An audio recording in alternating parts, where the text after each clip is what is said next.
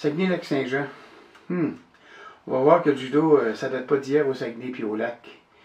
Toute une région que le pays des Bleuets. Pensez-y 2 secondes. Implanter une discipline totalement inconnue. Une discipline intérieure qui demande de l'équipement, des tapis, des judogi, qu'on appelait des kimonos à cette époque-là. Créer un réseau de clubs, dans une région qui est extrêmement vaste. Tout ça en 1958, à l'heure où les routes sont très dangereuses, surtout en hiver. Bien ça, mes amis, ça relève du miracle. On va constater que Marc Scala puis quelques autres, ils ont déployé beaucoup d'efforts pour y implanter le judo, tant au Saguenay qu'au lac lui-même. Pourtant, comme je l'ai expliqué dans le chapitre 2 de la petite histoire du judo au Québec, que je vous invite à visionner d'ailleurs, ce gars-là n'est pas autant de le renommer. Pas plus que certains autres premiers acteurs de la région.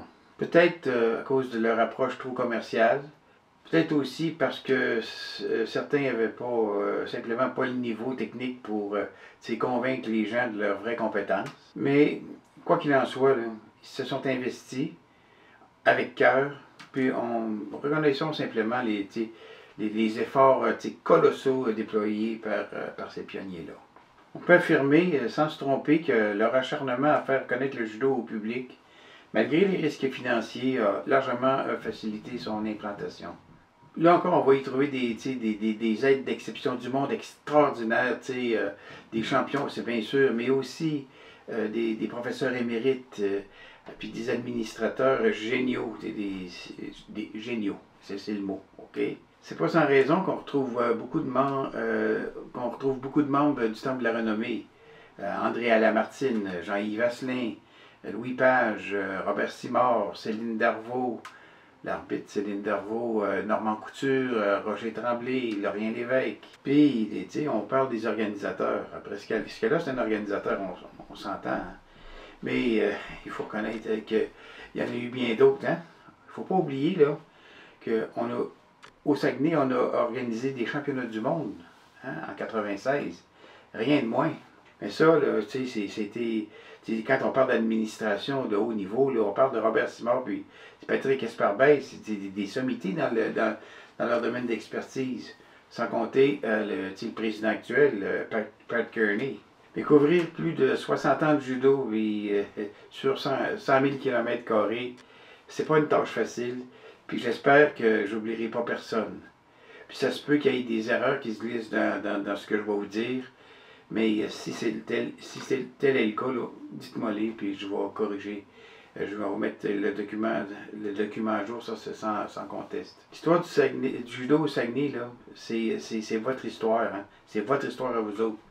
N'hésitez pas à la partager. Plus on va parler de judo, mieux ça va être pour tout le monde. Hein? J'avoue que j'ai eu des difficultés à m'orienter sur le plan géographique avec les fusions, les changements de nom de villages. Puis pour ça, je vous demande de m'excuser. Et c'est aussi peut-être pour cette raison-là que j'ai décidé de faire le document par ordre alphabétique de ville. On peut trouver des traces de judo à Alma dès 1958. Ça, c'est grâce aux efforts de Marc Scala. En fait, il y a eu un journaliste de profession qui va devenir professeur de judo. Ce gars-là s'appelle Jean-Marie Bailey. On peut dire que c'était très utile parce qu'il pouvait faire sa propre promotion dans le journal. Malheureusement, je dois le dire, à la lecture de ces articles, on peut dire que, disons, sa connaissance du judo international puis de son implantation était, disons, plus ou moins exacte. Hein? Et puis, on peut ajouter même que c'était assez romancé, mais ça faisait un bon texte. Donc, le 29 janvier 1959, Jean-Marie Bailey ouvrait son école de judo. Contrairement à ce qu'on ferait aujourd'hui, lui, Jean-Marie, va s'associer avec une trentaine d'hommes d'affaires. Puis, évidemment, il veut ouvrir des écoles à Jonquière, à Kenogami, à Chicoutimi, à Dolbeau, à Roberval, puis à Nauville. Évidemment, dans cette période-là, Scala vient faire souvent son tour, parce que Marc Scala, c'est un gars de Montréal. Mais en mars 1959, on sait que Scala est au lac parce qu'il ouvre une école de judo à Alma pour les corps de police, pour la police d'Alma. Il y a 30 policiers qui vont suivre des cours de judo avec un élève de ce cas-là, André Lamartine. André Lamartine, comme on sait, il est devenu un membre du Temple de la Renommée. Les gens pratiquent, ça va bien. En septembre 59, Jean-Claude Terrien ouvre un dojo à Port-Alfred. Ce Terrien, c'est un bon combattant parce qu'il était se battre à Montréal, puis on entend parler dans les journaux comme la presse un peu plus tard. Il y a un autre gars qui s'appelle André Poirier qui rouvre à Robertval et Carl Tremblay à Bagotville. Ça, c'est le fruit du travail de Jean-Marie Bellé, qui voulait ouvrir un petit peu partout. Mais ce qu'il faut savoir, puis ce qui est important, c'est que pour faire vraiment la promotion du judo, là, il y a eu un très grand gala de judo en mai 59. Okay? En mai 59, puis tenez-vous bien, ce gala a attiré 2500 personnes. 2500 personnes, c'est pas mal de monde, ça, hein, en 58. Mais il faut dire que Marc Scala, c'est un animateur professionnel. Puis un mois après, il donne une soirée de gala, encore un autre, là, au mois de juin, à Nauville. Ça, c'était vraiment fait pour l'école de Jean-Marie Bellé. Disons que ça a eu un certain succès parce que en décembre 59, le dojo de Port-Alfred comptait 250 judokas. 250 judokas, même aujourd'hui, c'est un très gros dojo. À Alma, le nom de la première école d'Alma, ça s'est appelé l'Institut de judo d'Alma.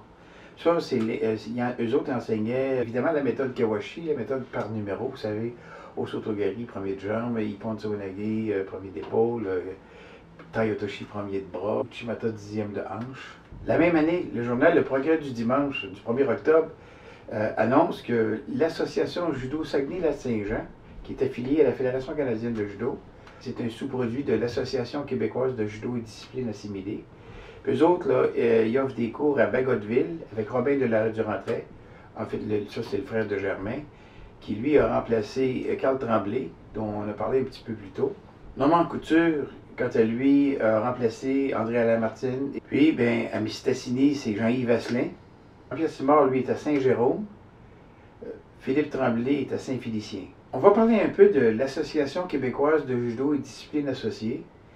Bon, ça, c'est une vraie fédération, puis il y a eu des lettres patentes, OK? Les lettres patentes, là, la charte, a été déposée au gouvernement le 9 avril 1968.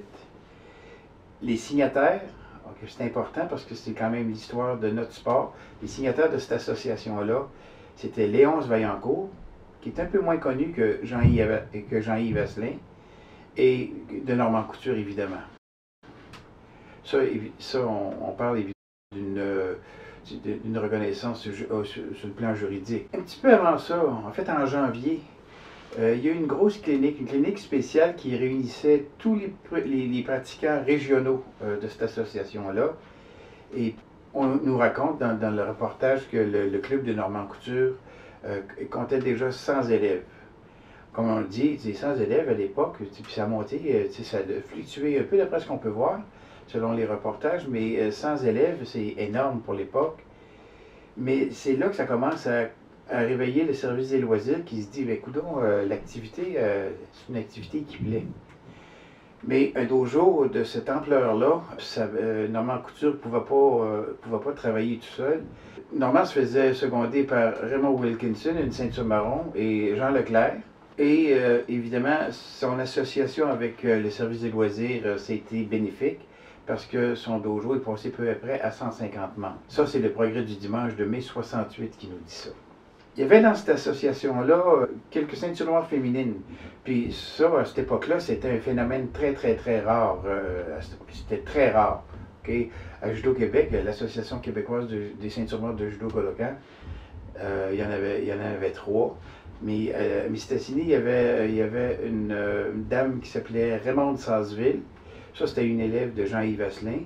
Il y avait aussi Madame Monique Plourde. Ça, c'était une élève de Léonce Vaillancourt. Il faut savoir aussi qu'à cette période-là, il y avait des discussions, disons, qui étaient très animées avec l'Association des ceintures noires de judo Kodokan du Québec, la Fédération canadienne de judo, la Fédération de l'Est du Québec.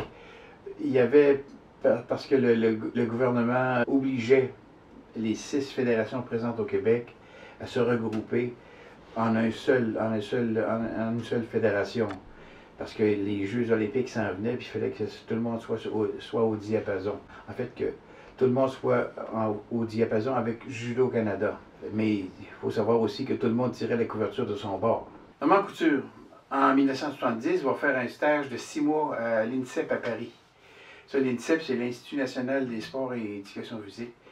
Puis ça, ben, ça va le changer. Ça va lui donner un second souffle parce que quand il va revenir, il va se sentir investi par la mission de monter d'un cran à la région. Il va travailler très très fort pour arriver à faire ça. Donc, Normand Couture prend la direction du club vers 1967. Puis ça, il a fait un travail, il a beaucoup travaillé. Puis au bout de quelques années, soit la fin des années 70, Sylvain Dufour a pris la relève. Sylvain a travaillé jusqu'au début des années 80. Après ça, ça a été le très sympathique puis le super gentleman Renald Thibault qui a su garder le flambeau. Lui aussi l'a gardé très haut. Il avait de très grandes chaussures à chausser, mais il l'a très bien fait. D'après ce que je sais, il l'a remis à Patrick Esparbès. Puis on l'a perdu quand Patrick est parti travailler à Judo Québec. Puis vous savez le travail qu'il a fait, Pat, à Judo Québec. Puis le travail qu'il fait maintenant à Judo Canada. Quand Patrick est parti du dojo, il a été remplacé par un autre judoka. Un autre judoka de calibre international, Daniel Guillaume, qui a poursuivi l'œuvre jusqu'à très très récemment. Il faut dire que, à Alma puis la région, il n'y a personne de ces gens-là c'est ce qu'on peut appeler, c'est pas de la petite bière. C'est pas pour rien que le niveau judo est extrêmement élevé au lac. On va revenir un petit peu à Dolbeau-Mistassini. On se souvient que, je l'avais dit tout à l'heure, Bailey avait ouvert un dojo à Dolbeau, Deauville puis à Saint-Félicien en 1959. J'ai oublié de mentionner qu'à cette époque-là aussi, il y avait un dojo à Mistassini qui était tenu par Camille Boulet, un élève du célèbre Jean-Yves Asselin. Puis il y en avait un autre dojo qui était tenu par Gérard Lachance. Ça, c'était un élève de Léonce Vaillancourt, qui lui avait un dojo à Héberville Station. Évidemment, on ne peut pas passer à côté du dojo Albatros. Le club Albatros existe depuis plus de 40 ans. Il a formé quand même beaucoup de ceintures noires. 55 ceintures noires, on dit à peu près. Lorien Lévesque, c'est lui qui est l'instigateur de tout ça. Il a tenu le club avec une main de fer pendant de nombreuses années, pendant une vingtaine d'années. Et c'est bien sûr qu'il ne pouvait pas faire ça tout seul, mais il y a un gars qui a donné un gros coup de main, c'est Larry Besson, qui, lui, c'était un membre de l'équipe nationale qui l'a aidé, puis qui a même tenu le club à bout de bras pendant un certain temps. Mais il y a eu un véritable coup de barre il y a très peu de temps. Dominique Langlois, un gars de Jonquière, Saint-Sur-Marron, qui avait déménagé à Saint-Félicien. Lui, il voulait ouvrir le dojo parce qu'il trouvait ça loin de faire du judo à Alma. Puis il voulait ouvrir un club dans la région. Et il y avait Joël Paquette, lui a proposé de s'associer. Il dit, regarde, on va même étendre les activités jusqu'à Saint-Prime. Parce que Joël avait pris le club. De plus, il y a François Lévesque, un deuxième dan, qui s'est joint à l'équipe en tant qu'entraîneur. Puis Joël me disait que la municipalité est fortement impliquée, puis que le club a le vent dans les voiles, puis ça c'est bien, tant mieux, parce qu'on en a vraiment besoin. Ça c'est grâce à son travail, il faut pas, tu sais. Et ça prouve une chose, ça prouve aussi la profondeur des racines du judo dans le haut du lac. Si on revient à Roberval, André Poirier a été le premier à ouvrir un dojo là-bas à Roberval en septembre 1959. Il avait été pris sous l'aile de Jean-Marie Bailey. André Poirier, c'est pas André Poirier qui avait une école de taekwondo en 1971, et on ne parle pas du même André Poirier. Pendant une courte période, Jean-Pierre Simard, une personne controversée, si je peux m'exprimer comme ça, il était un dojo à Roberval au début des années 70. D'ailleurs, Roger Tremblay me disait qu'il est allé donner un stage là-bas. Finalement, là, le judo du lac, c'est 60 ans d'histoire. 60 ans d'histoire. C'est sûr que, au fil des années, il y a eu des désaccords, il y a eu des frictions, des chicanes, mais vous savez, ces divergences-là sont nécessaires, sont vraiment nécessaires à l'avancement d'une cause. quand ça se fait dans le respect. Puis je dois constater que c'est ce qui est arrivé au lac, parce que j'ai parlé à différentes personnes et puis tout le monde parlait des autres avec beaucoup de respect. Ça, c'est la fin de la première partie du documentaire. On n'a même pas touché Jonquière-Chicoutimi. C'est ce qu'on va faire. Dans la seconde partie, on va parler de Chicoutimi, Jonquière, Ville-la-Baie, bref, plus le Saguenay. Si vous avez aimé cette première partie-là, ben faites-nous un pouce en l'air et puis activez la clochette si vous voulez avoir des notifications. Le mieux, ça serait de s'abonner à la chaîne Martialement Vôtre. En attendant, faites attention à vous et à très bientôt.